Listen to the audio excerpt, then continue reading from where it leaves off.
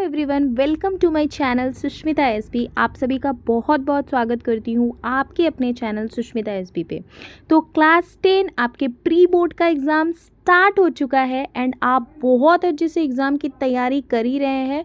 साथ ही साथ आपका आज फर्स्ट प्री बोर्ड का एग्ज़ाम था इंग्लिश का एंड नेक्स्ट आप लोगों का 11th को होने वाला है सोशल साइंस का प्री बोर्ड एग्ज़ाम। तो आज मैं आप लोगों के लिए लेकर के आ गई हूँ सोशल साइंस का most important most repeated question. तो वीडियो में आगे बढ़ने से पहले ये कहना चाहती हूँ कि जिन्होंने अभी तक चैनल को सब्सक्राइब नहीं किया है वो जल्दी से मेरे चैनल को सब्सक्राइब कर ले।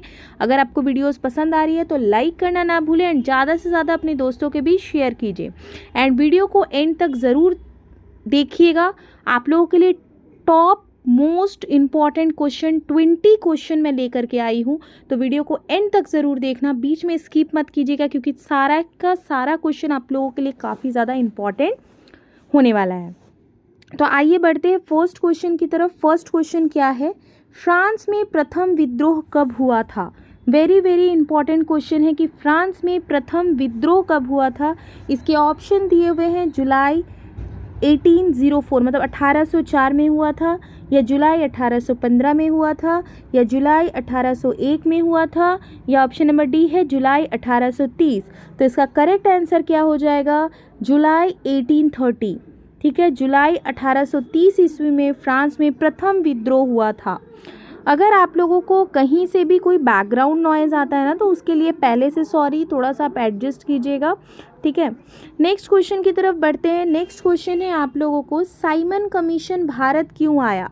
ये भी बहुत इंपॉर्टेंट क्वेश्चन है कि साइमन कमीशन भारत क्यों आया। तो यहाँ पे देख लीजिए, ऑप्शन है इसके, लगान संबंधित नए कानून बनाने आया था, नई शिक्षा नीति लागू करने आया था, या व्यापार संबंधित कानून बनाने आया था, या संवैधानिक व्यवस्था की कार्यशैली का अध्ययन करने आया था। तो उसका करेक्ट आंसर क्या हो जाएगा, ऑप्शन नंबर डी, वो संवैधानिक व्यवस्था की कार्यशैली का अध्ययन करने के लिए साइमन कमीशन क्या किया था, भारत आया था।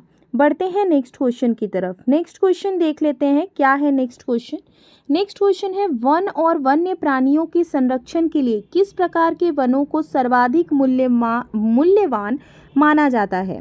यहाँ पे ऑप्शन है कांटेदार वन, नेक्स्ट है रक्षित वन, थर्ड है आरक्षित वन, और डी है आपका अवर्गीकृत वन। तो यहाँ पे करेक्ट आंसर हो जाएगा ऑप्शन नंबर बी, रक्षित वन। वन और वन्य प्राणियों के संरक्षण के लिए रक्षित वन जो है वो सर्वाधिक मूल्यवान माना जाता है। सारे ही क्वेश्चन बहुत ज़्यादा इंपॉर्टेंट है, इसीलिए माइंड में इन सारे क्वेश्चन को फिट करते हुए जाइए। और जिन्होंने अभी तक मेरे टेलीग्राम चैनल को टेलीग्राम चैनल से जो नहीं जुड़े हैं उनसे एक ही चीज़ कहूँगी, जल्दी से जल्दी आप टेलीग्राम चैनल से जुड़ जाइए। वहाँ पे आप लोगों को जितने भी क्लासेस यहाँ पे हो रहे हैं उनके PDF आपको जो है वहाँ पे टेलीग्राम चैनल पे मिल जाएगा, इसलिए आप टेलीग्राम चैनल से जुड़ना ना भूलें। बढ़ते हैं नेक्स्ट क्वेश्चन की तरफ। पवन और सौर ऊर्जा संसाधनों की बहुतायत भारत के किस राज्य में अधिक पाया जाती है। देखो, पवन और सौर ऊर्जा संसाधनों की बहुतायत भारत के किस राज्य में सर्वाधिक पाई जाती है। तो यहाँ पे ऑप्शन ए है राजस्थान, बी है झारखंड, सी है उत्तर प्रदेश, और डी है मध्य प्रदेश। तो यहाँ पे करेक्ट आंसर क्या हो जाएगा, ऑप्शन नंबर ए राजस्थान, क्योंकि वहाँ बहुत तेज़ी से हवा वगैरह चलता है और वहाँ पे हवा को संभालने के लिए या कम करने के लिए कोई पेड़ पौधे कुछ भी नहीं है। तो इसलिए पवन और सौर ऊर्जा संसाधनों की बहुतायत जो है कहाँ पे पाई जाती है, राजस्थान में, राजस्थान राज्य में पाई जाती है। नेक्स्ट बढ़ते हैं क्वेश्चन नंबर 5 की तरफ। क्वेश्चन नंबर 5 देख लेते हैं क्या है। क्वेश्चन नंबर 5 है, औद्योगिक विकास की रीढ़ के रूप में किस खनिज को महत्वपूर्ण माना जाता है। औद्योगिक विकास की रीढ़ के रूप में कौन सा ऐसा खनिज है जिसको महत्वपूर्ण माना जाता है। ऑप्शन है बॉक्साइट, फिर है आपका लौह अयस्क, थर्ड है आपका कोयला, एंड फोर्थ है आपका पेट्रोलियम। तो यहाँ पे करेक्ट आंसर क्या हो जाएगा, लौह अयस्क। लौह अयस्क जो है उसको महत्वपूर्ण माना जाता है क्योंकि लौह अयस्क जो हर चीज़ में लोहे का मतलब इस्तेमाल होता है, लौह। नेक्स्ट बढ़ते हैं क्वेश्चन नंबर 6 की तरफ। क्वेश्चन नंबर 6 देख लेते हैं क्या है। क्वेश्चन नंबर 6 है 19वीं शताब्दी के दौरान ब्रिटेन में सर्वाधिक गतिशील उद्योग कौन से थे। 19वीं शताब्दी के दौरान, और एग्ज़ाम हॉल में क्वेश्चन को बहुत अच्छे से एक बार देख लीजिएगा। ऐसा नहीं कि आप हड़बड़ी में कोई भी एक क्वेश्चन का आंसर में टिक लगा के आ गए, ऐसा नहीं करना है। आप क्वेश्चन को 2 बार अच्छे से रीड आउट कीजिए, दिमाग में सोचिए कि क्या इसका यही आंसर सही है ना, और उस पर करेक्ट आंसर को टिक करके आइए। तो 19वीं शताब्दी के दौरान ब्रिटेन में सर्वाधिक गतिशील उद्योग कौन से थे।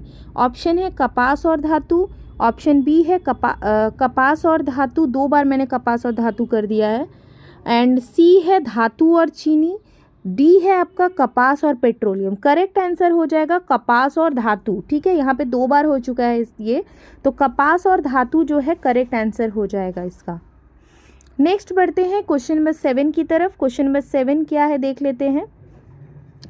क्वेश्चन नंबर 7 है आपका, निम्न में कौन कार्यपालिका और विधायिका द्वारा बनाए गए कानूनों पर अंकुश रखता है। कार्यपालिका और विधायिका द्वारा बनाए गए कानून पर कौन अंकुश रखता है। यहाँ पे ऑप्शन है न्यायपालिका, बी है सांसद, सी है राष्ट्रपति और डी है प्रधानमंत्री। तो यहाँ पे करेक्ट आंसर हो जाएगा ऑप्शन नंबर ए न्यायपालिका। न्यायपालिका जो है वो कार्यपालिका और विधायिका द्वारा बनाए गए कानूनों पर क्या करता है, अंकुश रखता है। बढ़ते हैं नेक्स्ट क्वेश्चन की तरफ। नेक्स्ट क्वेश्चन क्या है देख लेते हैं। वायु प्रदूषण निम्न में से किस पर अपना दुष्प्रभाव डालता है। वायु का जो प्रदूषण होता है वो किस किस पर अपना दुष्प्रभाव डालता है। तो यहाँ पे ऑप्शंस देख लेते हैं।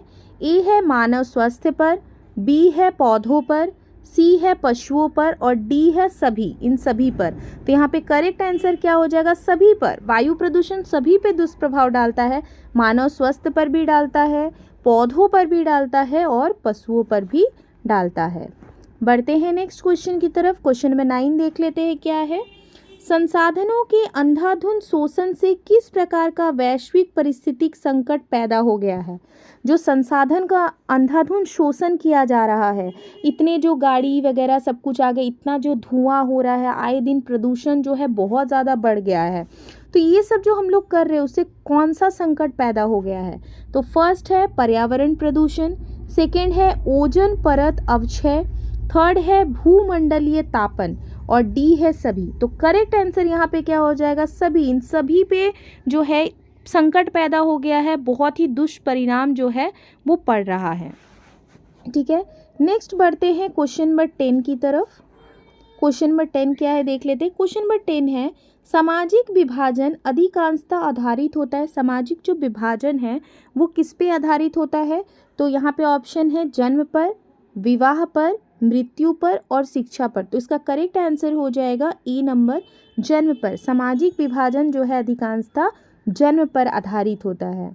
नेक्स्ट क्वेश्चन की तरफ बढ़ते हैं। नेक्स्ट क्वेश्चन है क्वेश्चन नंबर 11। जितना भी क्वेश्चन करा रही हूँ वो वेरी वेरी इंपॉर्टेंट क्वेश्चन है, इसीलिए क्वेश्चन को या तो आप कॉपी में नोट डाउन कर लीजिए या वीडियो को 3-4 बार 5 बार बहुत अच्छे से देखिए, ताकि आपको हर क्वेश्चन का आंसर याद हो जाए बिल्कुल भी। और कोई भी क्वेश्चन अगर आपको एग्जाम में देखने को मिले तो आप फटाफट उसका आंसर कर पाए।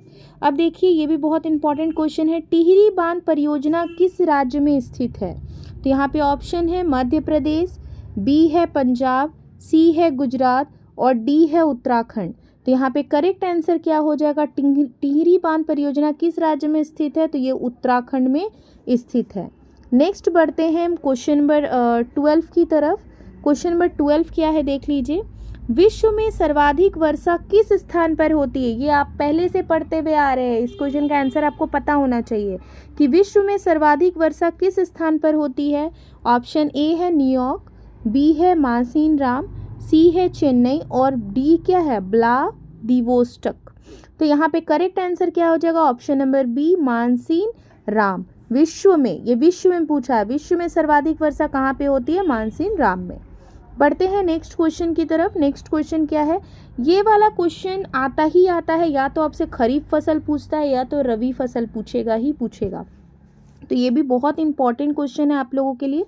इनमें से कौन सी रबी फसल है, कौन सा रबी फसल किसको हम कहेंगे। तो ऑप्शन है ए मोटे अनाज, बी है चावल, सी है चना और डी है कपास। तो करेक्ट आंसर क्या हो जाएगा, ऑप्शन नंबर सी चना, ये रबी फसल में आएगा। बढ़ते हैं नेक्स्ट क्वेश्चन की तरफ। क्वेश्चन नंबर 14 क्या है देखते हैं।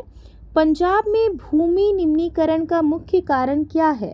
पंजाब में जो भूमि का निम्नीकरण हो रहा है उसका मुख्य कारण क्या है? तो यहाँ पे ऑप्शंस दिया हुआ है अधिक सिंचाई, बी है गहन खेती, सी है वनोन्मूलन और डी है अति पशुचारण। तो यहाँ पे करेक्ट आंसर क्या हो जाएगा? अधिक सिंचाई। पंजाब में भूमि निम्नीकरण का मुख्य कारण क्या है? अधिक सिंचाई। पढ़ते हैं नेक्स्ट क्वेश्चन की तरफ।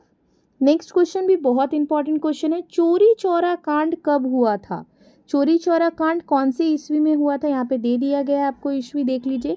1921 में हुआ था या 1925 में या 1920 में या 1922 में? तो यहाँ पे करेक्ट आंसर हो जाएगा 1922 में चौरा चोरी कांड जो है वो हुआ था।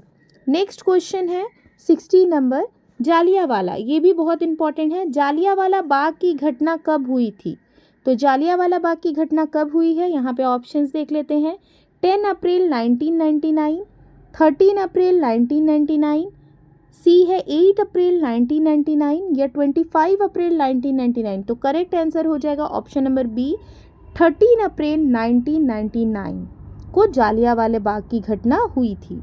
बढ़ते हैं नेक्स्ट क्वेश्चन की तरफ। नेक्स्ट क्वेश्चन है क्वेश्चन नंबर 17। निम्नलिखित में से किस राज्य में काली मिट्टी पाई जाती है? कौन सा ऐसा राज्य है जहाँ पे काली मिट्टी पाई जाती है? ऑप्शंस देख लेते हैं। झारखंड, राजस्थान, गुजरात और बिहार। तो यहाँ पे करेक्ट आंसर क्या हो जाएगा? Option number C, Gujarat. Gujarat में काली मिट्टी पाई जाती है। बढ़ते हैं क्वेश्चन नंबर 18 की तरफ। क्वेश्चन नंबर 18 क्या है? निम्नलिखित में से कौन सा नवीकरण योग्य संसाधन नहीं है? कौन सा ऐसा संसाधन है जो कि नवीकरण योग्य नहीं है? तो यहाँ पे ऑप्शंस दिए हुए। ऑप्शन ए है जीवाश्म ईंधन, बी है पवन ऊर्जा, सी है वन और डी है जल। तो करेक्ट आंसर यहाँ पे क्या हो जाएगा? ऑप्शन नंबर ए, जीवाश्म ईंधन। जीवाश्म ईंधन एक ऐसा संसाधन है जो नवीकरण योग्य नहीं है। बढ़ते हैं क्वेश्चन नंबर 19 की तरफ। क्वेश्चन नंबर 19 क्या है? भारत में पंचायती राज की स्थापना कब हुई थी? भारत में जो है पंचायती राज की स्थापना कब हुई? तो यहाँ पे ऑप्शंस दिए हुए हैं। 1990 में, 1992 में या 2004 में या 2000 में। तो यहाँ पे करेक्ट आंसर क्या हो जाएगा? 1992 में। ऑप्शन नंबर बी जो है वो करेक्ट आंसर हो जाएगा। बढ़ते हैं नेक्स्ट क्वेश्चन की तरफ। नेक्स्ट क्वेश्चन क्या है देख लेते हैं। नेक्स्ट क्वेश्चन है आपका, भारतीय राष्ट्रीय कांग्रेस की स्थापना किस वर्ष में हुई? भारतीय राष्ट्रीय कांग्रेस की स्थापना किस वर्ष में हुई थी? 1945 में हुई थी या 1980 में हुई थी या 1985 में हुई थी या 1920 में हुई थी? तो यहाँ पे करेक्ट आंसर क्या हो जाएगा? Option number C, 1885। क्या हो जाएगा? 1885। तो भारतीय राष्ट्रीय कांग्रेस की स्थापना कब हुई थी? 1885। ये भी बहुत इंपॉर्टेंट क्वेश्चन है। तो जितने भी टोटल 20 क्वेश्चन अभी तक मैंने आप लोगों को बताया इस वीडियो में, आप लोगों के लिए बहुत ज़्यादा इंपॉर्टेंट है। ऐसे ही ऑब्जेक्टिव क्वेश्चन आपको देखने को मिलेंगे आपके एग्ज़ाम में।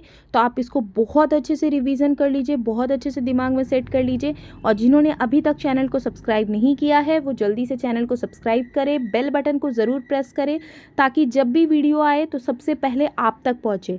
और यहाँ पे मैं डेली आप लोगों के लिए रिवीजन क्वेश्चंस लेकर के आ रही हूँ। क्लास 8, क्लास 9, क्लास 10 और भी अदर क्लास के वीडियो भी मेरे चैनल पे आपको मिल जाएंगे। तो आप चैनल को सब्सक्राइब करना ना भूलें क्योंकि यहाँ पे आपके हेल्प के लिए ही वीडियो लाया जा रहा है। तो आप चैनल को ज़रूर से ज़रूर सब्सक्राइब कीजिए, सपोर्ट कीजिए। हम मिलते हैं नेक्स्ट वीडियो में। और कहीं पे भी आपको अगर कोई भी डाउट होता है तो आप कमेंट बॉक्स पे कमेंट ज़रूर करें। तो मिलते हैं हम नेक्स्ट वीडियो पे।